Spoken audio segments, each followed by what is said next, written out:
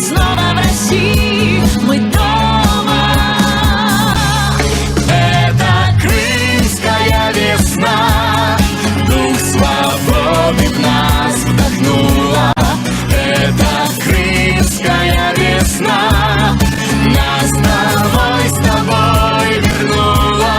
Это крымская весна на века непобедима.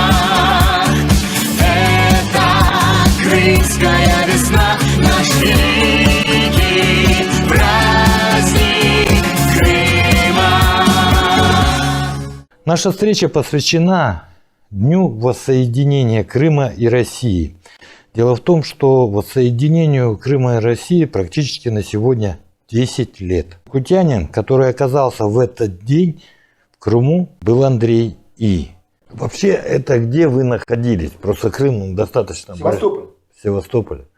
Самое такое одиозное место. Потому что там как раз и столкнулась вот эта российская волна и укропская волна, которая вот, она была для того, чтобы подавить россиян. Что происходило 10 лет назад? Я же официально был представителем общественной палаты, вроде как наблюдатель. Вы там были как представитель Общественной палаты России? Да. Мне выделили охрану, со мной ходил казак, вот там фотография есть, с калашом.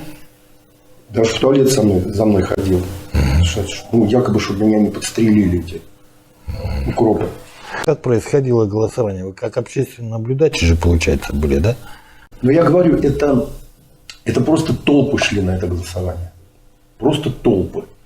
Очереди стояли, где они паспорта протягивали, им давали эти бюллетени. Поэтому можно было присутствовать. Вот я, собственно, на одном только участке был.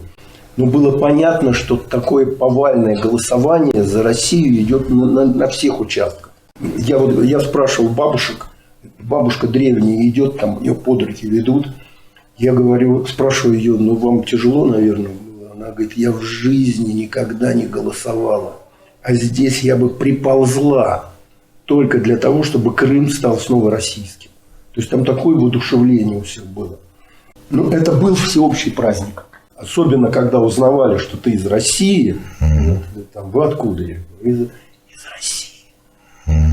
И отвертеться было невозможно. Просто за руки брали и на силу там сажали за стол. И здравствует Россия. Я вот такого возвышенного отношения к России ни до, ни после нигде не видел.